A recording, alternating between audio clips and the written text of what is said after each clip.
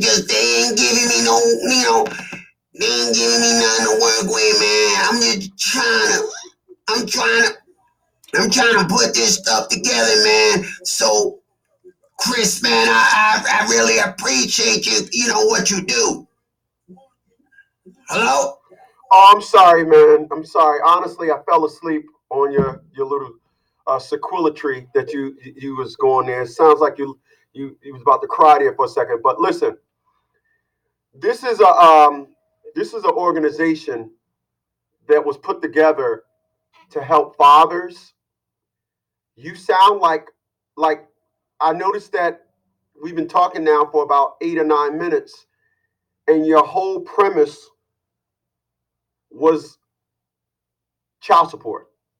Okay, I don't help individuals that just and only want to associate being a father through child support. But I've seen the signs. I've seen the signs, and the signs that I've noticed is you have like ass vaporitis, and the only way you can get ass vaporitis is being a booty out nigga. You're a booty out nigga, ain't you? Yeah, I'm a booty out nigga, but what that got to do with anything? You know, y'all always ask, what does that got to do with anything? I'm gonna tell you what it has to do with everything that it has to do with. If a person gets into a Toyota Prius, and drive around all day and then come back to his friends and say, "Hey man, I had a race and I won." His friends would laugh at him because you ain't winning a race with the Prius. It's an automatic, you know. But then if that person say, "Yeah, I raced somebody, but they were in a wheelchair," then your victory when it comes to racing would be understood. Um, I can tell you this: you don't spend time with your kids. When was the last time um, you spent with the I'm gonna kids? spend with the child. Hey, Chris, man, she won't let me. You know what I'm saying? She won't let me. No. First, I, um, I don't know what you're saying. I don't know what you're saying. But I'm just gonna break it down like this. I'm gonna break it down like this. When you say she won't let me, she would equal who? Who does she equal? She would be my child's mom. That's who. She would be my child's mom. Oh man, listen. I'm gonna get this idiot off my phone because it's the same thing every time. I have individuals that call me up for services or calling me up for et cetera, et cetera. And these individuals, they have absolutely nothing to do with being a full-fledged father. Their whole setup, their whole premise, he's a booty out nigga. I don't help booty out niggas. Yes, I don't help out, you know. But coming up next, I got an individual. I wrote a book. He wrote a book, and coming up next on the show on WNFL National Fathers League Talk Radio, 98.3.com FM. I want to talk to one Mr. Jerry Crawford. Mr. Jerry, are you there? Yes, sir. How you doing, brother? Jerry, I'm well. How are you today? I'm feeling good. I'm feeling good. Yeah, I do apologize for the wait, but I had a booty out nigga. Um, I had a booty out nigga call in, man. So I do apologize for the wait. You know, those guys, it's hard to get them to understand exactly where they stand. How are you today, though, sir? I'm good. Jerry, you wrote a book, Weekend Dads. Why did you write the book? So basically, I wrote the book because I was married for 9 years, and I've been separated for 3 years. Okay. So I've seen the difference between me living in a house and me not living in a house, as opposed to, as to dealing with my kids. I've seen that my power was kind of stripped from me. So that was why I wrote the book. I was frustrated. I didn't have nobody to talk to. So I put all my thoughts into my book and my frustration. Okay. But I also put. Go ahead. I'm sorry. No, go ahead. Okay. Okay. Well, so you wrote Weekend Dads as a hindsight to the fact that you yourself is a weekend dad. Yes. Yes. Okay. So what are some of the differences that you've noticed with both your children and now your, I guess, ex-wife? What are the differences? Well, the difference is that my ex, she's got very hostile, manipulative, angry towards me. And as far as my kids, the vibe is like they miss me, but it's like they really can't do nothing about it because they live with their mother. So it's like they only see me when they see me, and they just deal with it as that. Yeah. I did a show, I think last week, a week before last, and I told individuals what they always got to understand that when it comes to children is a lot of children will be in tune with their mother's pain. I don't know if you've seen that show, if you was there when I was doing that show. Yeah, I saw it. Yeah, and what it's just something fathers got to understand. Some mothers do it directly, some mothers do it indirectly, but children will develop their relationship and tippy-toe around the pain that the mother has.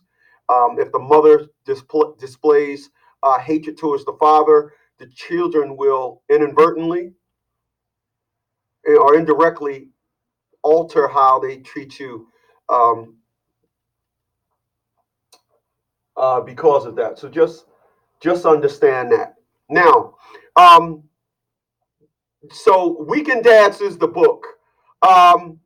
When you wrote the book, how did people accept the book? How did people receive the book? When I first wrote the book, the people who could relate to my situation, they're the ones that welcome. They embrace my book with open arms. But the people who didn't understand it, they gave me a hard time with the book. Wow. Wow. Okay, so let me give you my 2 cents on that. As I tell people, hyenas and lions will never ever run together. This is why I am extremely surprised when I see a successful woman of color hanging out with a woman of color that ain't nothing. I don't know how those two worlds relate. I don't hang with low class dudes, but nonetheless, um, what you did is what I did, and I think a lot of people are guilty of. You want the world to understand your issues so much to the point where you're advertising to the wrong audience. Yeah. We advertise to the wrong audience, you'll never get an applause. Just you'll never get one. And, I'm sorry. You know the funny thing. It's like I don't have some people who bought my book, right? Mm-hmm. And they were personally messaging me. They said, Jerry, I'm not going through this, but somebody in my family is.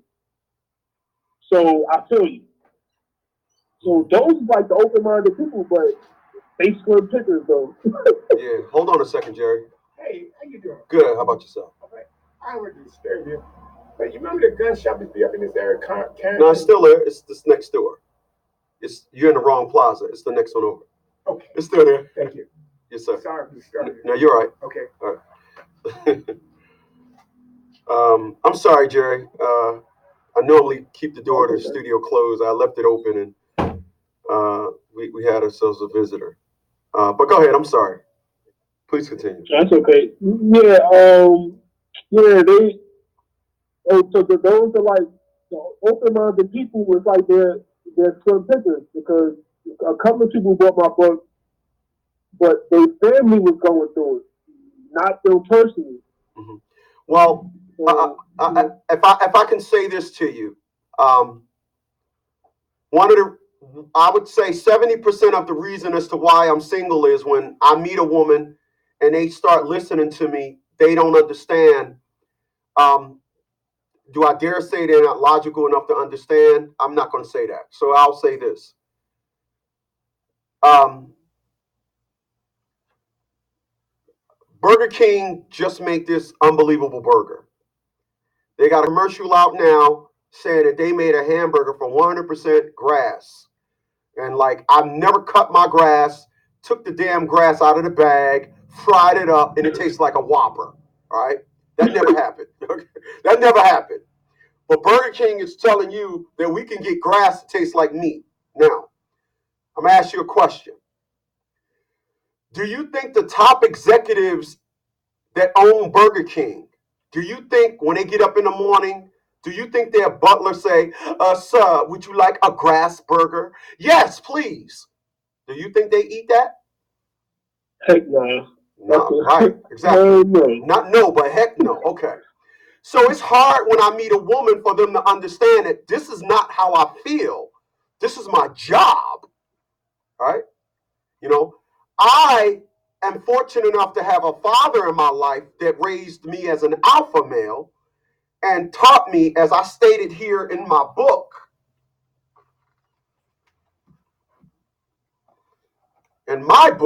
When Dads Cry, right? In my book, I dedicated this book, my first published book. I wrote 4 books last year, 3 books this year. I'm currently writing 6 books now. This book is dedicated to Todd Smith Sr., my dad.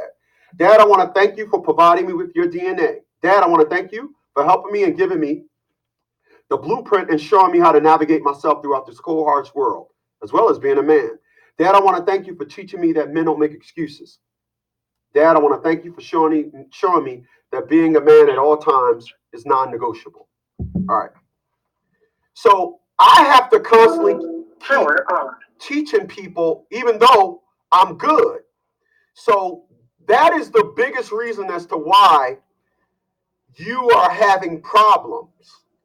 You know, you invited a rapper to do give a rapper a 20-minute solo at an opera concert. So Yeah. all right, so what do you want people to get from your book, Weekend Dads? I want people to understand that some things don't last forever, and with being a father and you not living in a house no more, you're going to have to adjust. And I want them to adjust in a healthy way, though. I want them to be able to cope with with this type of, I guess, anxiety you want to call it, loneliness. I want them to be able to still live a healthy, functioning life. So because if they're healthy, they can still be there in some type of capacity as a father. So just accept that little capacity and just keep it moving. Mm. Jerry, I want to thank you for coming on my show. Please tell my audience where they can find your book. You can find my book on Amazon.com. You Okay. can go to the search bar when you get to Amazon, type in Weekend Dad, and it's right there. Thanks, Chris, for having me, man. I appreciate it. And, your book is a classic. I read your book in 4 days. My man, I appreciate that. That's the amount of time it took me to write it. Jerry, I'm going to ask you to hold the line. I'm going to close things out here and I'll get back to you, okay? Okay. That was Jerry Crawford, author of Weekend Dads, called in on the league line. People, I